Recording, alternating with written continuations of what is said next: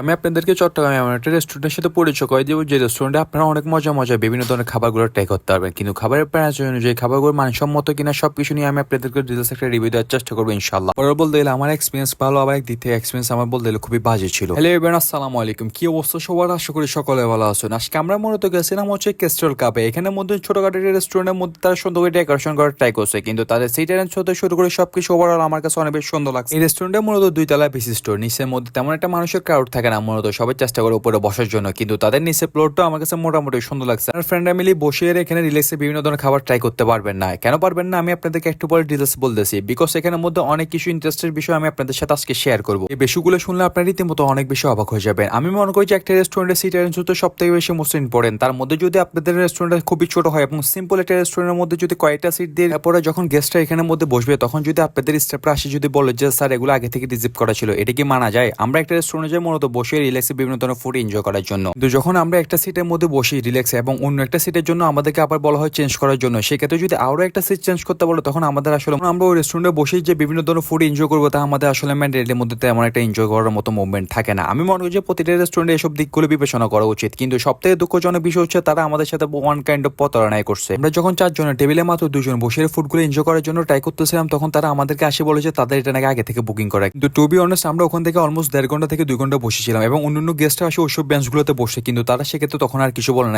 আমি ক্যাস্ট্রল কাপের রেস্টুরেন্টদেরকে অনারদেরকে বলবো যে এসব ফালতু কাজকর্ম আপনারা নেক্সট টাইম আর করবেন না। আমাদের গেস্টরা যে টেবিলে বসে বিভিন্ন ধরনের ফুডগুলো ঠিকভাবে এনজয় করতে পারবে, আপনাদের গেস্টের থেকে ওই টেবিলের মধ্যে সুন্দরভাবে বসার জন্য সুযোগ করার জন্য আপনাদেরকে বিশেষভাবে অনুরোধ জানাচ্ছি। তাদের মেনু থেকে আমরা মোটামুটি 3 ধরনের খাবার অর্ডার দিয়েছি। প্রতিটা খাবারই ছিল আমার কাছে অনেক বেশি রিজনেবল প্রাইসের মধ্যে, কোয়ান্টিটি পরিমাণে খুব একটু কম দিয়েছি। ফার্স্টে আমরা এখান থেকে মূলত একটা মিট বক্স অর্ডার দিয়েছিলাম, যেটা ছিল বিবিকিউ মিট বক্স, যার প্রাইস ছিল 270 টাকা। 270 টাকা হিসেবে আমার কাছে কেন জানি মনে হচ্ছিল কোয়ান্টিটি পরিমাণ খুবই কম ছিল, কিন্তু টেস্টের দিক থেকে তুলনা করতে গেলে আমার কাছে মনে হচ্ছিল টেস্ট অ্যাভারেজই। আমি মোটামুটি মিট বক্স অন্য জায়গায়ও ট্রাই করছি, কিন্তু তাদের মিট বক্স থেকে এই মিট বক্সটা আমার কাছে সবথেকে বেশি ইউনিক লাগছে, বিকজ এখানে আপনার ফ্রেঞ্চ ফ্রাইয়ের পরিমাণ থেকে এখানে পরিমাণই সবথেকে বেশি পাবেন। আমি মনে করি যে একটা মিট বক্সের মধ্যে যাদের চসটা যে ইউজ করা ওইটা শুধু সবথেকে বেশি টেস্ট বাড়ায়। তার মধ্যে এখানে যদি ফ্রেঞ্চ ফ্রাইয়ের পরিমাণ আরো বেশি কম থাকে, তাহলে মিট বক্সটা খেয়ে আমরা অনেক বেশি তৃপ্তিপূর্ণ পাই। তাদের মিট বক্সটা আপনারা ইজিলি 2 জনে শেয়ার করে ট্রাই করতে পারবেন, বিকজ 270 টাকা হিসেবে আমার মনে করি যে মিট বক্সের পরিমাণ যদি আর একটু বেশি দেওয়া হয় এবং চিজ এবং তাদের কোয়ান্টিটি পরিমাণ যদি একটু বেটার করা হয়, তাহলে খাবারটা খেতে আরো বেশি মজা লাগবে। তবে আপনারা যদি তাদের এখান থেকে বিবিকিউ মিট বক্সটা ট্রাই করেন, সেক্ষেত্রে আপনার চিকেনের পরিমাণটা সবথেকে বেশি পাবেন। তাছাড়া আমরা এখান থেকে আরো অর্ডার দিয়েছিলাম হচ্ছে চিকেন ফিঙ্গার্স, যেখানের মধ্যে 5 পিস চিকেন ফিঙ্গার্স থাকবে, যার প্রাইস টাকাও ছিল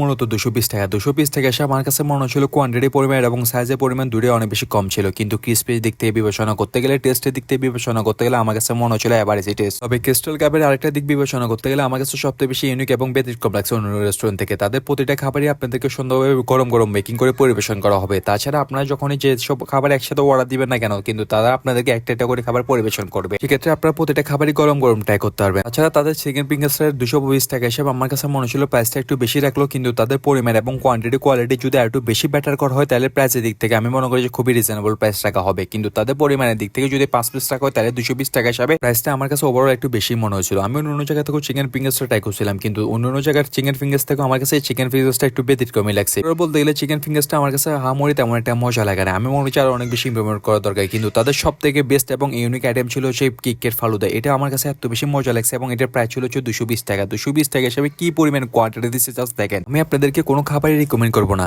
জাস্ট এই খাবারটাই রিকমেন্ড করবো যে আপনারা যদি ক্রিস্টাল কাপে যান, তাহলে এই কিকেট ফালুদাটা আপনারা মাস্ট ট্রাই করবেন, তাহলে বুঝতে পারবেন যে জীবনে একটা বেস্ট ফালুদা ট্রাই করছেন আজকে। আমি মোটামুটি এখন পর্যন্ত যতগুলো খাবার ট্রাই করছি ক্রিস্টাল কাপ থেকে, তাদের সব থেকে বেস্ট এবং ইউনিক আইটেম ছিল হচ্ছে কিকেট ফালুদাটা। কিকেট ফালুদাটা মূলত আমি চয়েস করি এটা, কিন্তু আমার ফ্রেন্ডের চয়েসগুলোর দিক থেকে বিবেচনা করতে গেলে ও এই খাবারটা সবথেকে বেশি ইউনিক এবং পছন্দের মতো চয়েস করছে। যে খাবারটা সবথেকে বেশি আমার কাছে অনেক বেশি মজা লাগছে এবং প্রতিটা খাবার শেষে যখন আপনারা এই ফালুদাটা ট্রাই করবেন, আপনাদের মন এবং শান্তি সবকিছু তৃপ্তিপূর্ণভাবে ভরে যাবে। আমি মনে করি যে সব থেকে বেস্ট এবং রিজনেবল প্রাইসের মধ্যে রাখা ছিল তাদের কিকেট ফালুদা। টু বি অনেস্ট বলতে গেলে আমি আমার বাসা ছাড়া কখনো বাইরে এরকম ফালুদা ট্রাই করি নাই, কিন্তু ফার্স্ট টাইম হিসেবে বাইরে ফালুদা ট্রাই করা হিসেবে আমার এক্সপিরিয়েন্স ছিল সবথেকে বেশি বেটার। আমি মনে করি যে ক্রিস্টাল কাপের ফালুদা এবং তাদের জুস আইটেমগুলো সবথেকে বেশি ইউনিক, তাই আমি আপনাদেরকে রিকমেন্ড করবো যে ক্রিস্টাল কাপে গেলে তাদের ফালুদাগুলো আপনারা চাইলে ইজিলি ট্রাই করতে পারেন। আর এটা হচ্ছে ক্রিস্টাল কাপের সব থেকে ছোট একটা মিনো, যে মিনোটা আমার কাছে মনে হচ্ছিল সব থেকে সুন্দর টাইপের। আমাদের গেস্টরা কোন একটা সিটের মধ্যে আরামসে রিল্যাক্সে বসতে চাই, তাদের ওই সিটগুলোতে বসতে দিবেন, দয়া করে তাদেরকে সিট চেঞ্জ করতে বলবেন না। Thank you so much. আজকে ভিডিওটুকু, ইনশাল্লাহ আপনাদের সাথে নতুন একটা ব্লগে দেখা হবে। আল্লাহ হাফেজ।